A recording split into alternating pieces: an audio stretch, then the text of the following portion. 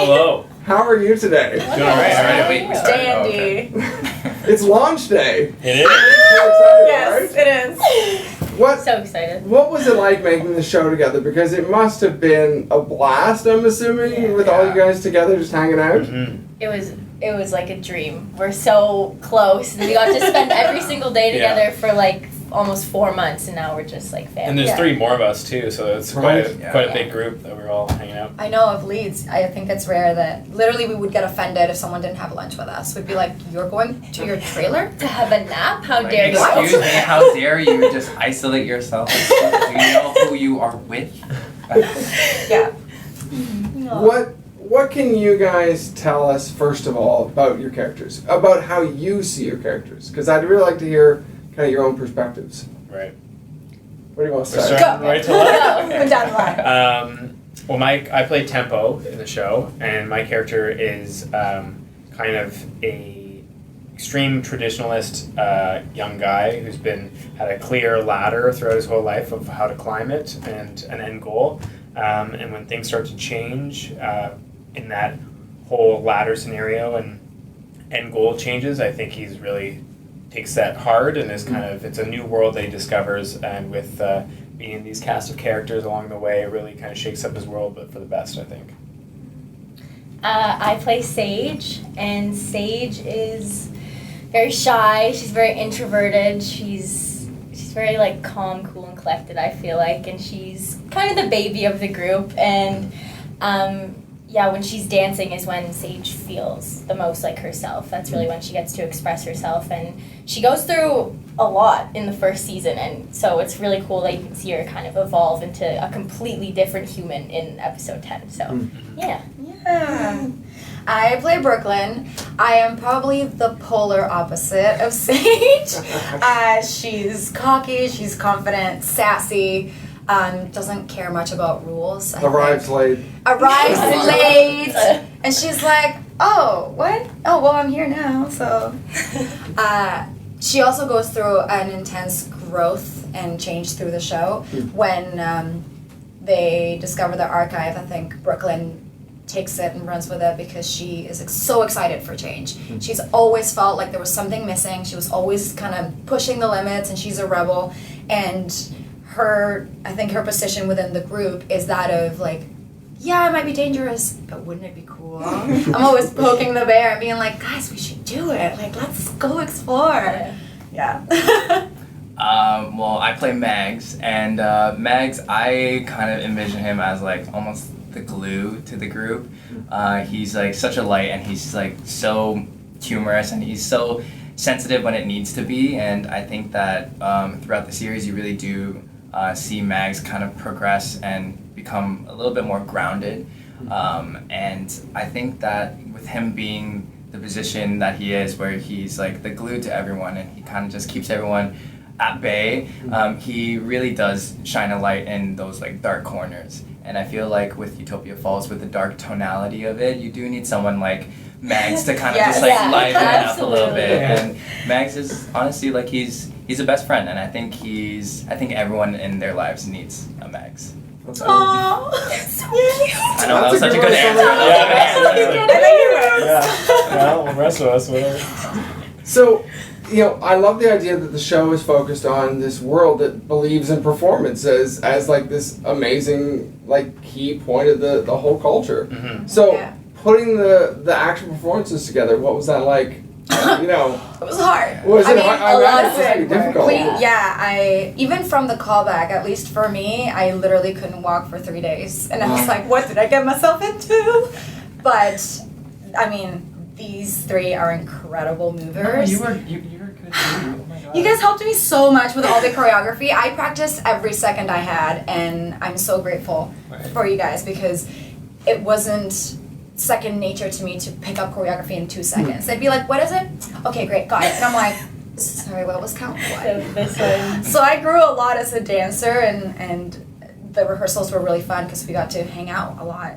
Yeah. We had a great team. I was just gonna say, I think that's one of the best things about this progress was how in the rehearsal space it's like, we all come from different backgrounds, and like we all have different levels of dance, and I think we really do kind of like carry each other out. We ended up finding just like a nice midway ground where, you know, we kind of just like balance all the levels out, and you know, working with Tanisha Scott, who also reinforced that. Like Tanisha Scott, who has worked with, well, she's a big inspiration of mine, and I was like a big fan. I was like, oh my god, Tanisha Scott's gonna be on the show, oh my god. But she's so sweet and she's so caring, and her attention to detail and to really kind of like help us bring this dystopian, futuristic type of style to life, and the style before the archive to after the archive, like you really do see the contrast between both. And I think that was probably one of my favorite things on the show is the rehearsal.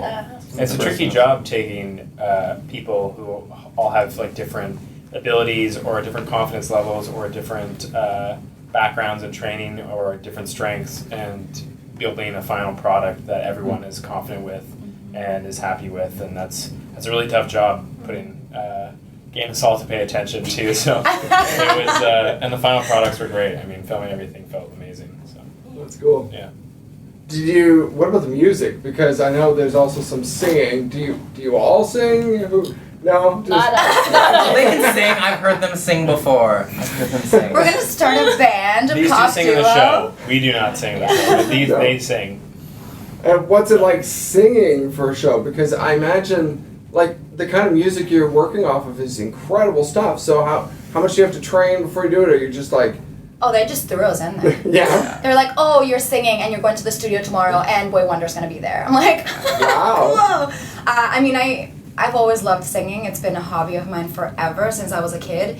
So to get to sing in the show was definitely a dream come true, because I had never stepped into a professional studio before this, and I learned a lot from being in there. I have so much respect for musicians who do that day in and day out, and you train your ear and you have the help of people who are editing and making you sound so good, and literally you're like, wow, that's me, that sounds good, that's good. So I loved it. It was a dream. Yes. Yeah, I loved like the I love the process of it too. Like I think us as artists, whether we're acting or we're singing or we're dancing, it's like they really do take into account like the freedom to kind of explore and to try different things. And I think with me, in terms of like producing some of the music, some of the songs on there, they really did allow us to kind of, you know, put in a couple of our own elements into it and just like kind of zhuzh it up a little bit, so kind of just like sweeten it up. And I think that's probably like the best feeling is knowing that it's acceptable and it's encouraged to explore and to just like put more color into it. That's cool. What can you tease about some of your favorite moments in the show that are coming up? Maybe not in the first episode, deeper in. Fire.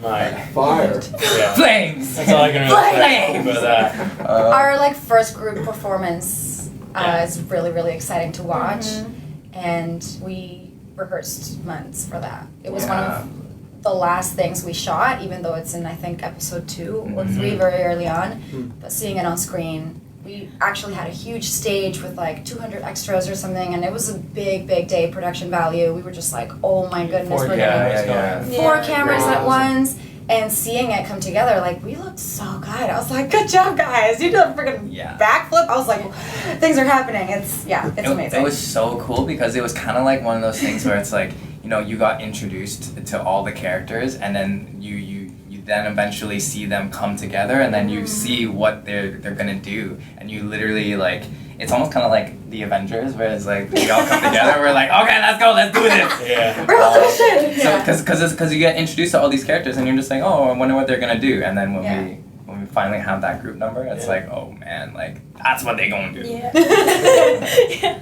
What about you? Do you have a moment that you kind of picked out as something you could tease?